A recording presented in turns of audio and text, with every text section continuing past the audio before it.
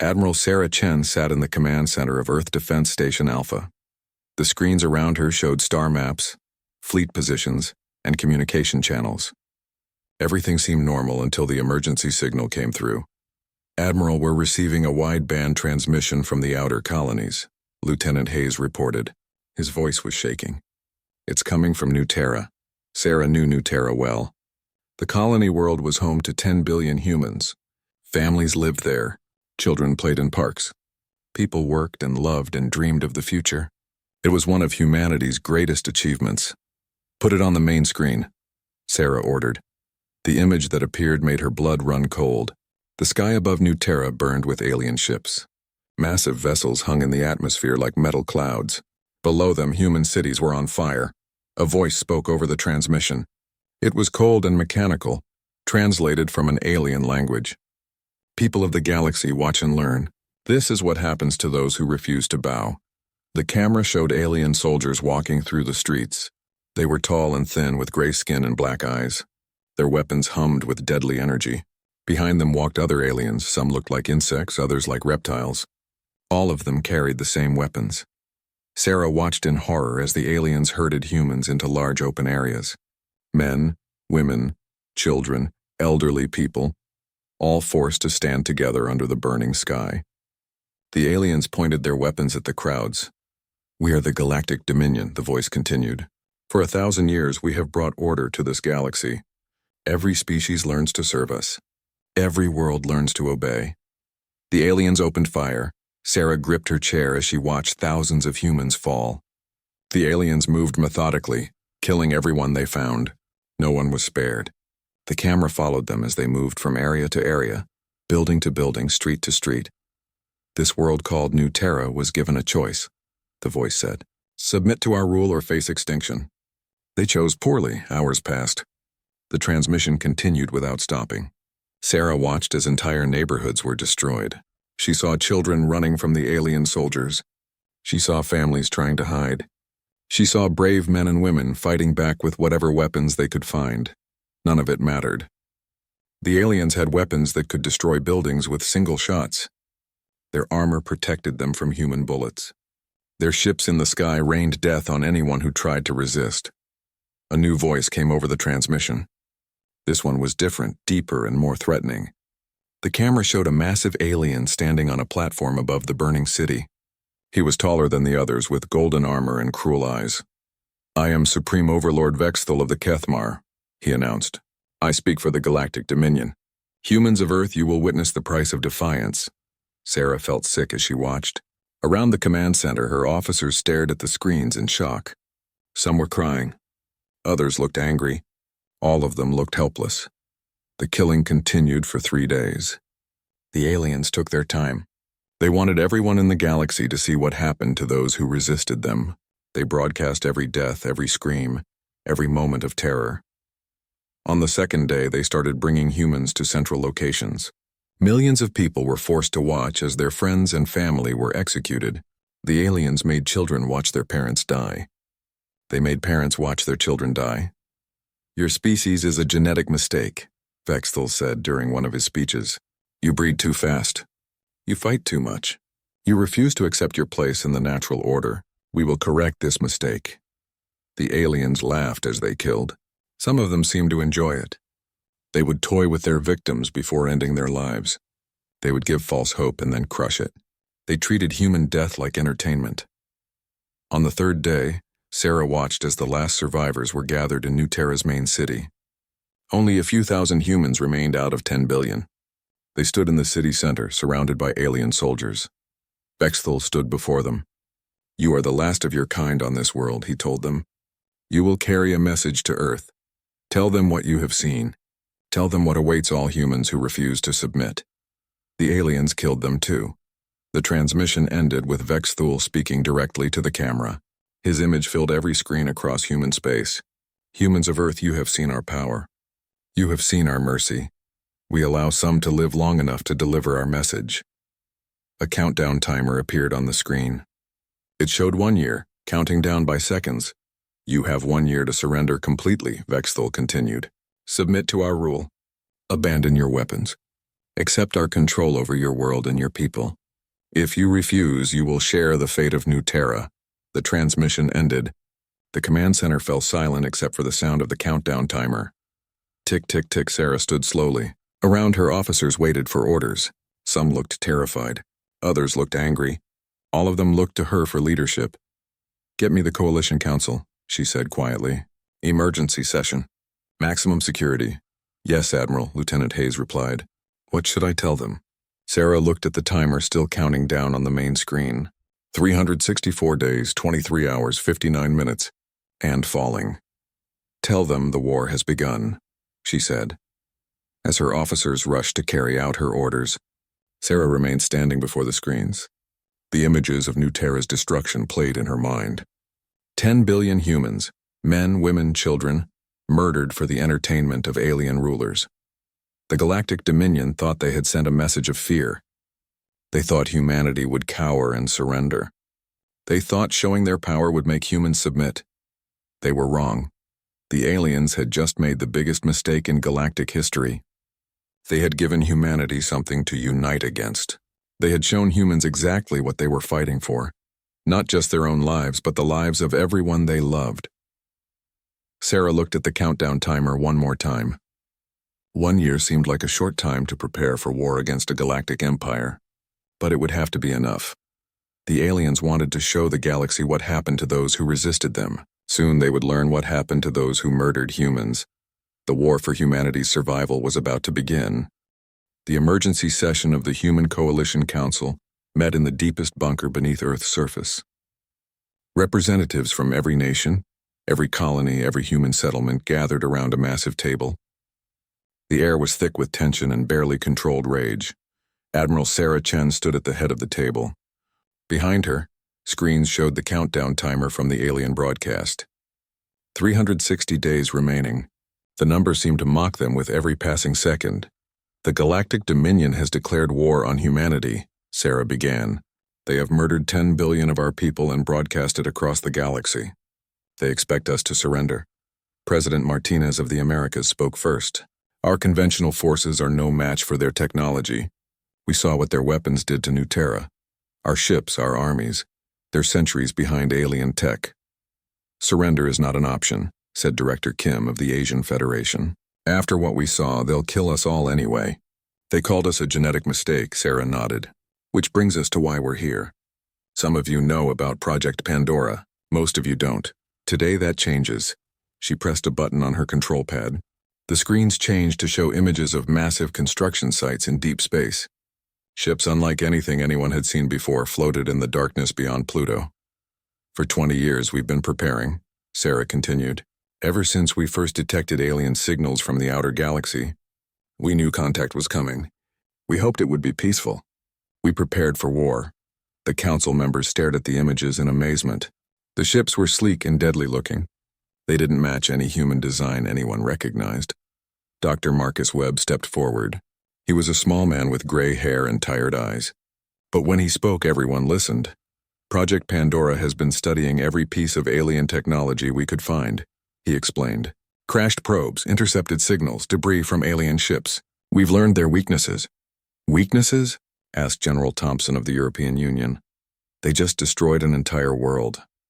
Dr. Webb smiled coldly. "That's exactly their weakness. They're too used to winning. They've never faced real resistance. For 1,000 years, every species has surrendered to them. They don't know how to fight a war." He brought up new images on the screens. These showed alien biology: the gray-skinned Kethmar, the insect-like Zephyrians, the reptilian Valdris. Every species in the Dominion evolved in stable environments, Dr. Webb continued. They developed technology, then used it to control others. They never had to adapt, never had to struggle, never had to change. "And humans?" asked President Chen of the Pacific Coalition. "Humans evolved through constant war, disease, and disaster," Dr. Webb replied. "Ice ages, volcanic eruptions, plagues, famines. Our species survived it all. We learned to adapt, to change, to fight back against impossible odds." Sarah took over again. "The aliens have better weapons and ships. But they think in predictable patterns. They expect their enemies to fight like them. Big fleets, direct attacks, honorable combat. We don't fight like that. said General Rodriguez of South America. He was grinning now, understanding where this was going. Exactly, Sarah confirmed. We fight dirty. We adapt, we improvise. We never give up. Dr. Webb brought up more data. There's something else. The Dominion isn't really united. Most of their species are controlled through biochemical suppressants, drugs that make them docile and obedient.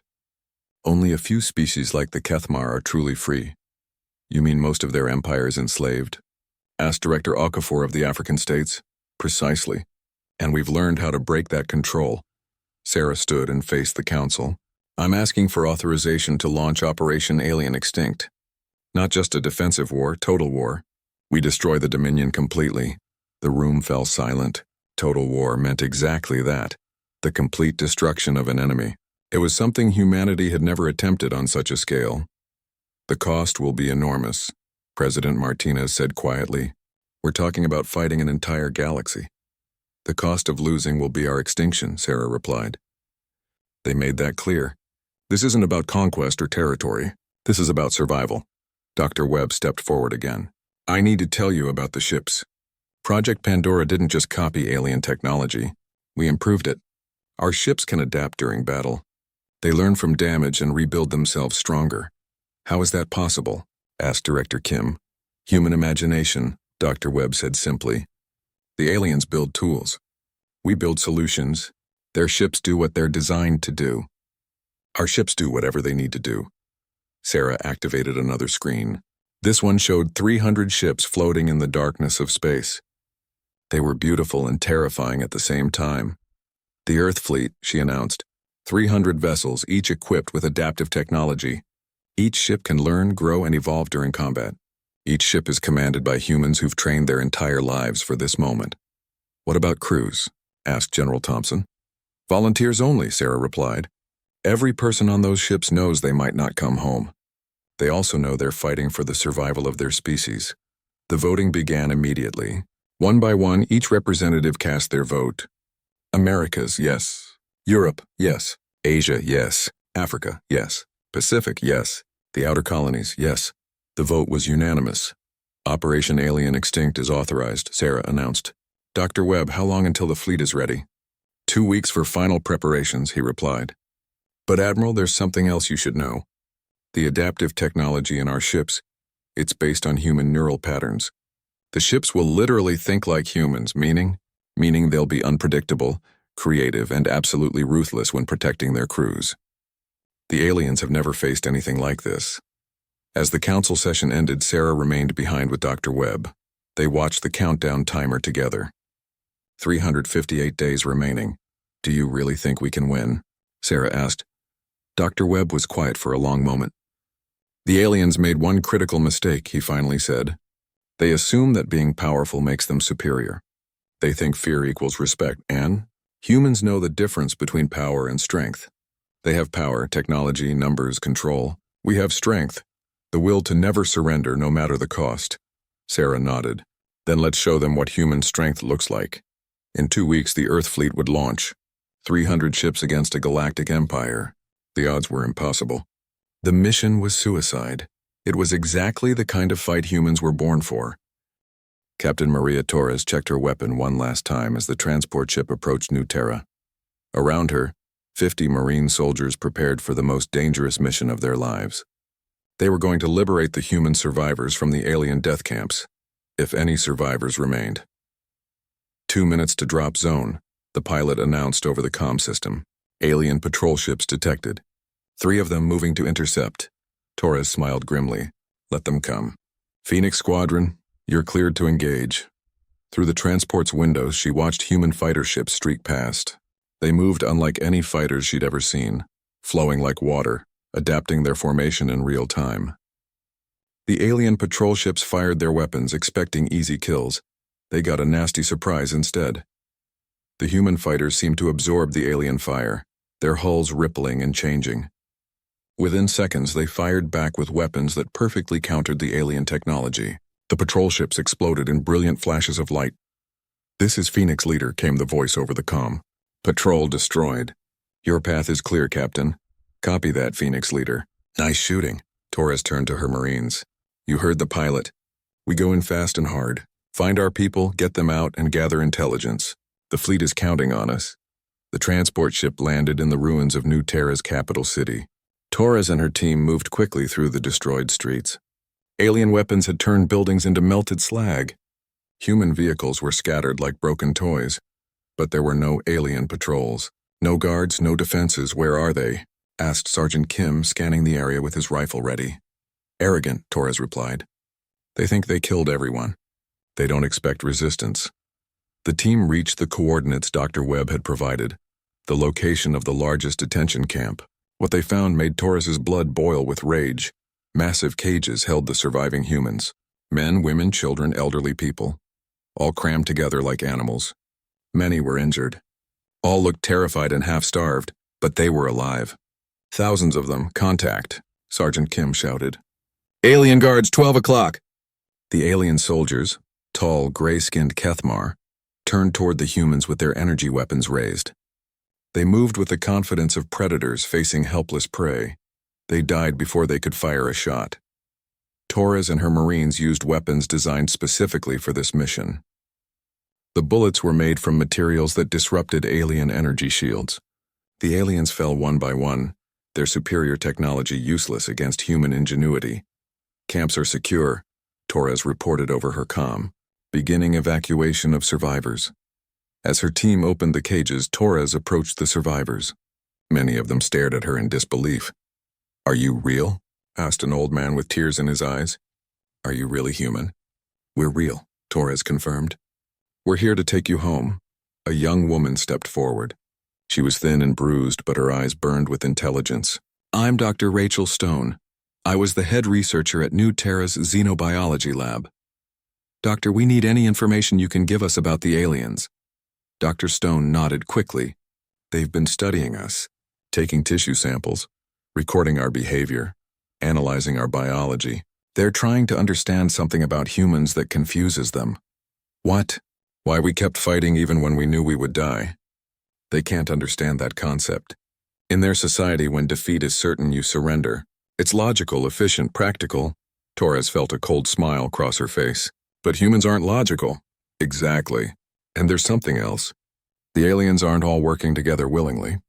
I overheard conversations between the guards.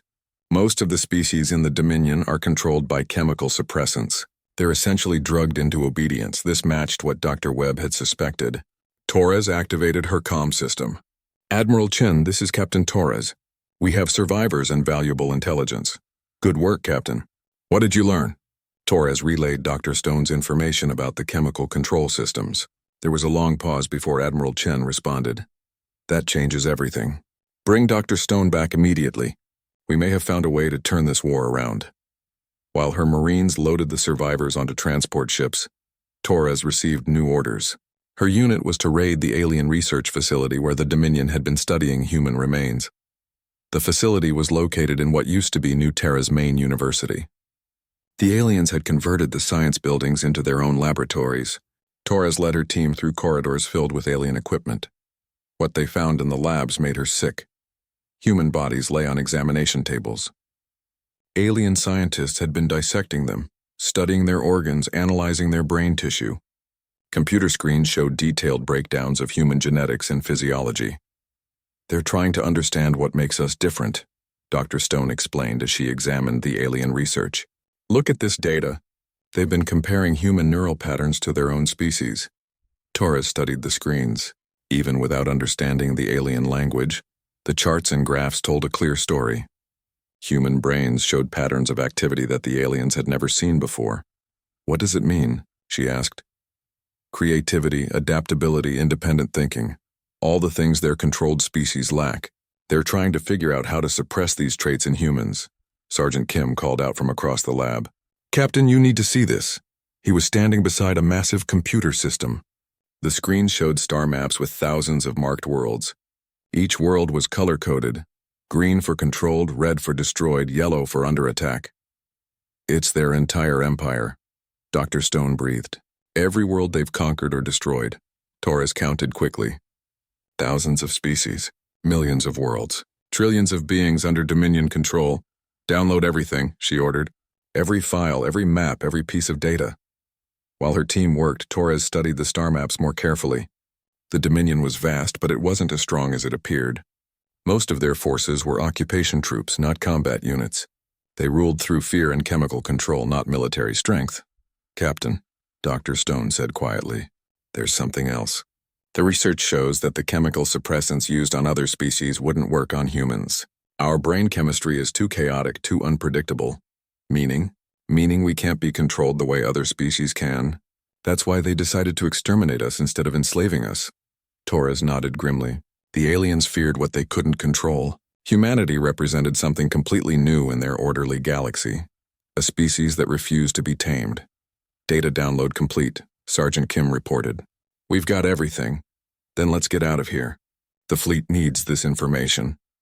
As Torres and her team evacuated the facility, explosions echoed across the planet. Admiral Chen's fleet was attacking Dominion installations throughout the system.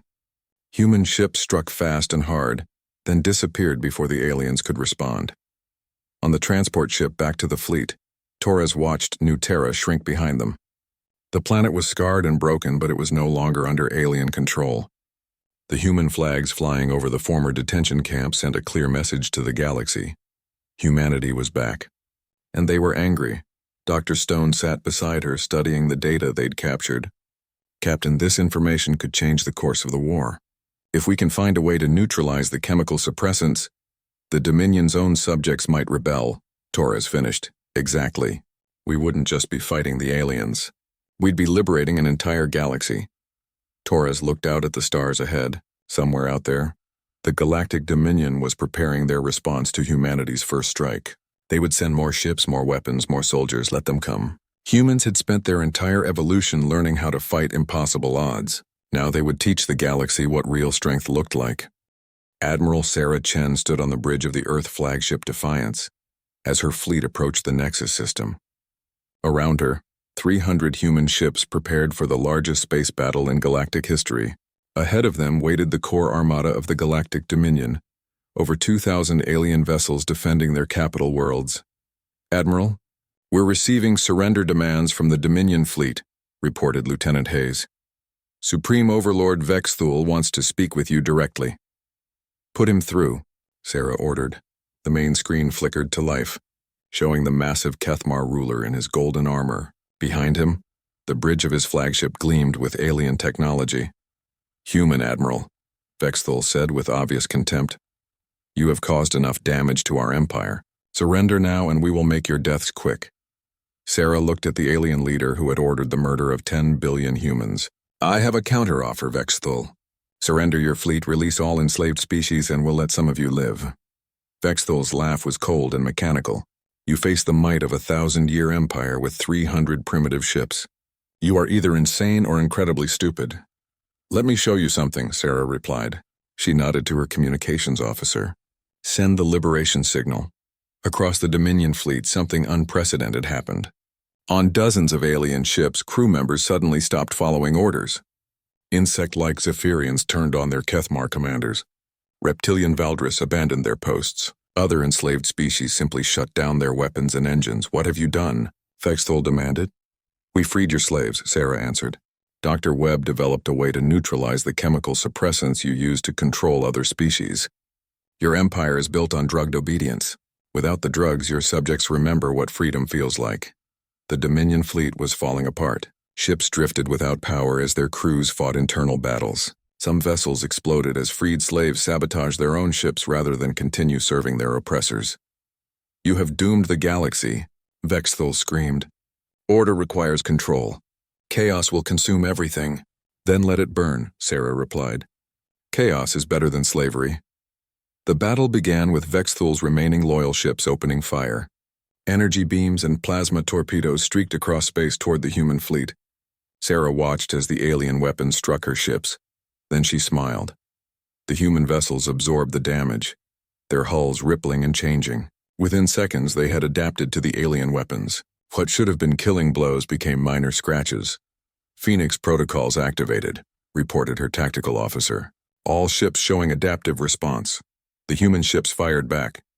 But their weapons were different from anything the aliens had faced. Instead of standard energy beams, they used adaptive munitions that changed based on target analysis. Each shot was perfectly designed to penetrate specific alien defenses. Dominion ships began exploding across the battlefield. Impossible, Vexthal snarled. Our shields are impenetrable. Your shields were designed to stop predictable weapons, Sarah explained. Our weapons learn and adapt faster than you can compensate. The battle raged for hours. Human ships that took massive damage didn't die. They rebuilt themselves during combat, often emerging stronger than before. Alien ships that focused fire on human vessels found their targets suddenly splitting into multiple smaller ships, each one as dangerous as the original. Captain Torres led ground forces onto the Dominion capital world below. Her mission was to gather intelligence about the full scope of alien atrocities. What she found exceeded her worst nightmares. The planet's museums were filled with trophies from conquered species. Entire floors displayed the preserved remains of extinct civilizations. Art, weapons, cultural artifacts, all that remained of hundreds of species the Dominion had exterminated. My God, whispered Dr. Stone, who had joined the mission. They've been doing this for thousands of years. Torres examined a display case containing what looked like children's toys from a dozen different species.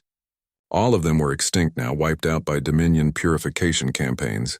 Captain, you need to see this, called Sergeant Kim from across the museum. He was standing before a massive wall display showing the history of Dominion expansion. It wasn't the story of an empire growing through conquest. It was the record of systematic genocide on a galactic scale. They don't just conquer species, Dr. Stone realized as she read the alien text. They study them, catalog them, then decide if they're worthy of serving the empire. If not, they kill them all, Torres finished. Every man, woman, and child. The display showed hundreds of extinct species. Each one had been evaluated by Dominion scientists and found genetically inferior or culturally incompatible with galactic order. Look at this, Dr. Stone said, pointing to a specific section. This shows their evaluation of humanity. Torres read the alien text with growing anger.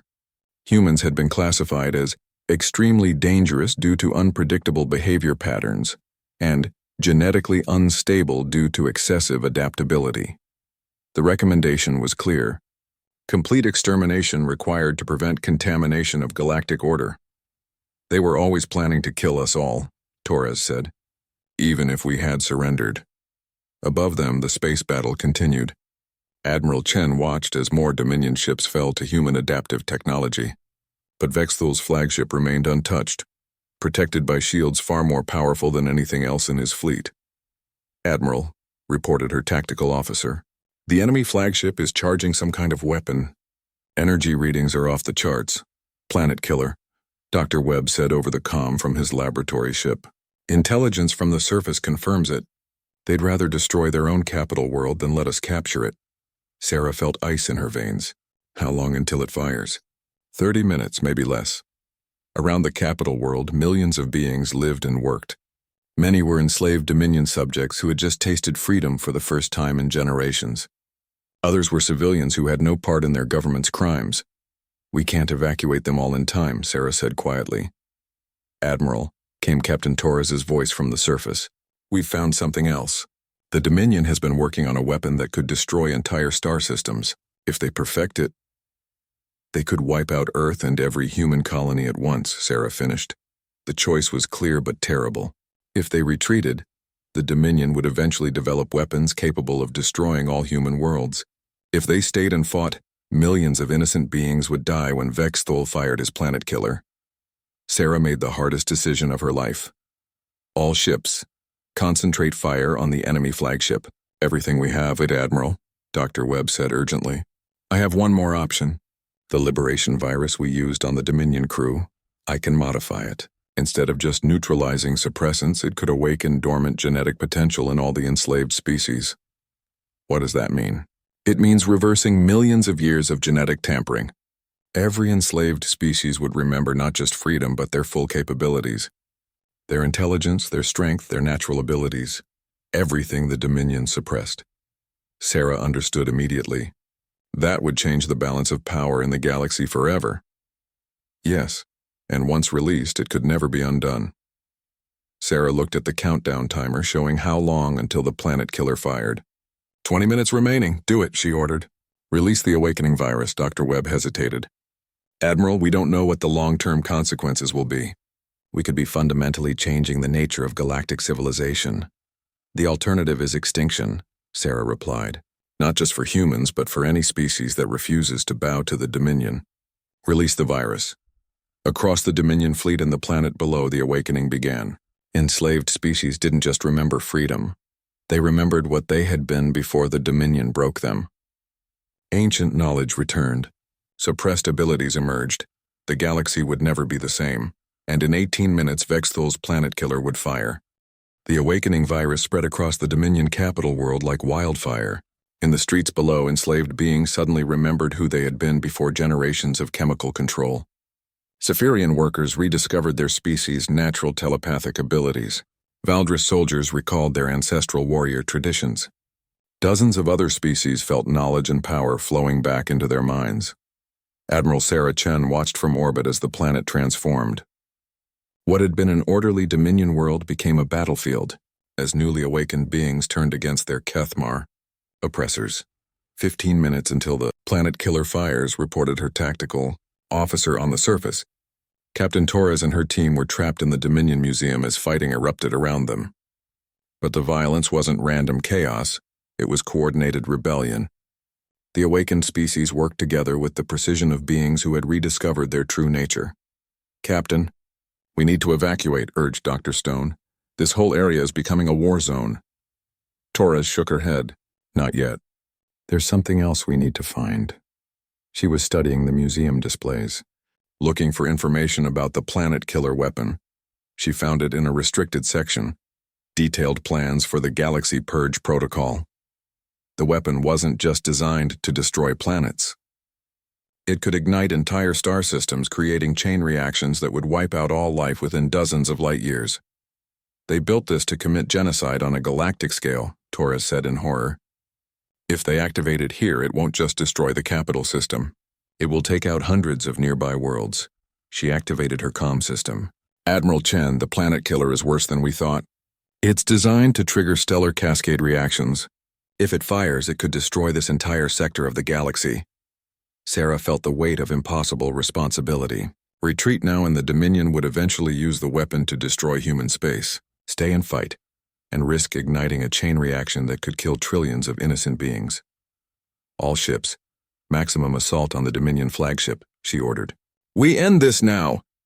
The human fleet concentrated all their firepower on Vexthal's massive vessel. Adaptive weapons struck the alien ship's shields again and again, each shot learning from the previous impact.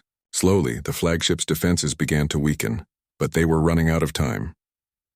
10 minutes to weapon discharge, came the report. That's when the unexpected happened. Awakened Dominion ships began targeting their former flagship. Freed crews who remembered their true heritage turned their weapons on the symbol of their oppression. Vexthal, this is Commander Zixtar of the Valdris Fourth Fleet, came a transmission from one of the rebel ships. For 1,000 years my people served your empire. No more. The reptilian commander's ship fired everything it had at the Kethmar flagship.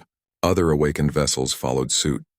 What had been the Dominion's greatest armada became a coordinated assault against their former masters.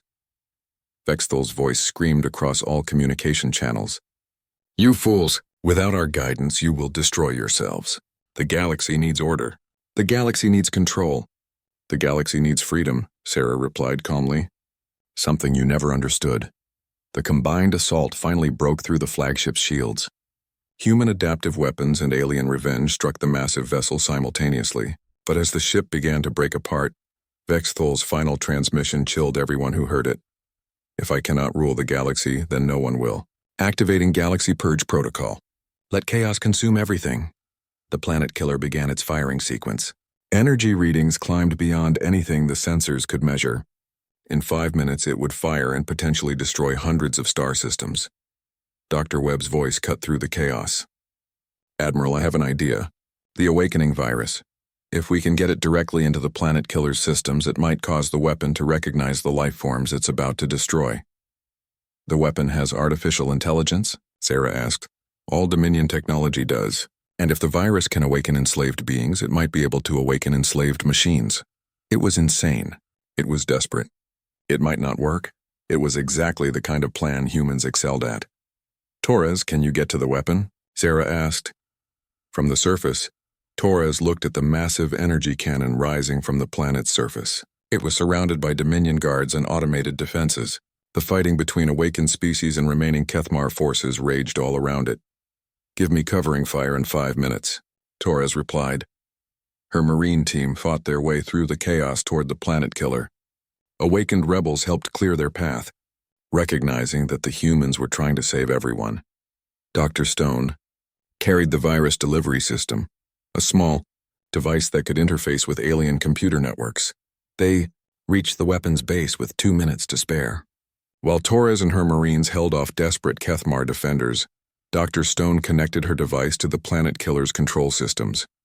"Uploading the virus now," she reported, "but I don't know if it will work in time." The massive weapon continued its charging sequence.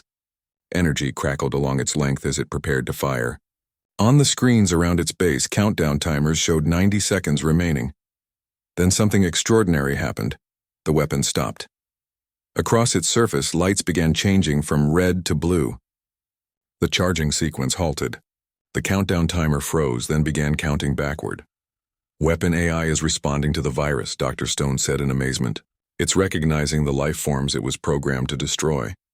The artificial intelligence is refusing to fire." From space, Sarah watched as the planet killer slowly shut down. The energy that had been building for galactic destruction dissipated harmlessly into space. Vexthol's final transmission was filled with disbelief and rage. "Impossible. The machine obeys us. It serves our will." "Not anymore," Sarah replied. "You built your empire on enslaving others. Now your own creations choose freedom." The Kethmar flagship exploded in a brilliant flash of light. Supreme Overlord Vexthul and his inner circle died with their ship, taking the last command structure of the Dominion with them. Across the galaxy, the news spread at light speed. The Galactic Dominion was finished. Their fleets were destroyed or had joined the rebellion. Their enslaved subjects were awakened and free.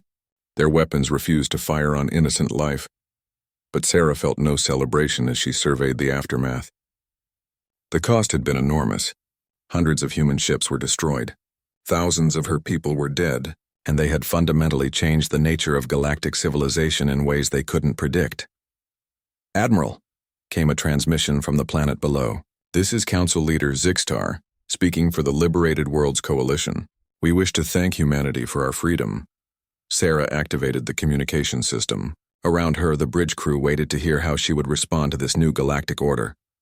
"Council Leader, humanity didn't fight this war to rule others. We fought for the right of all species to determine their own fate." "Then what comes next?" asked the Valdris leader. Sarah looked out at the stars, where former Dominion ships now flew under the flags of their original species.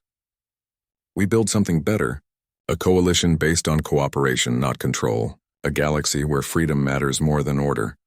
In the months that followed, the Galactic Federation was born. Representatives from hundreds of species met to create a new form of government based on equality and mutual respect.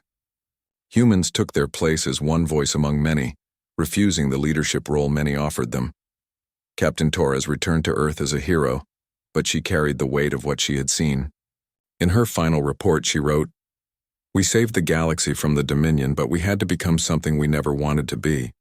We became killers on a galactic scale. The question now is whether we can remember how to be human." Dr. Webb continued his research, but his focus changed. Instead of weapons, he studied the long-term effects of the awakening virus. The freed species were rediscovering abilities and knowledge lost for generations. Some were peaceful, others were not. Admiral Sarah Chen stood in her office on Earth looking at a new countdown timer. This one didn't count down to invasion. It counted up from the day the war ended. Every second was a reminder of how much time humanity had gained through their victory. But she couldn't shake the feeling that they had won the war by becoming something they had never intended to be. Humanity had always prided itself on being better than its enemies. In the end, they had saved the galaxy by proving they could be just as ruthless as those who threatened them. The Galactic Dominion was extinct. Humanity had kept its promise.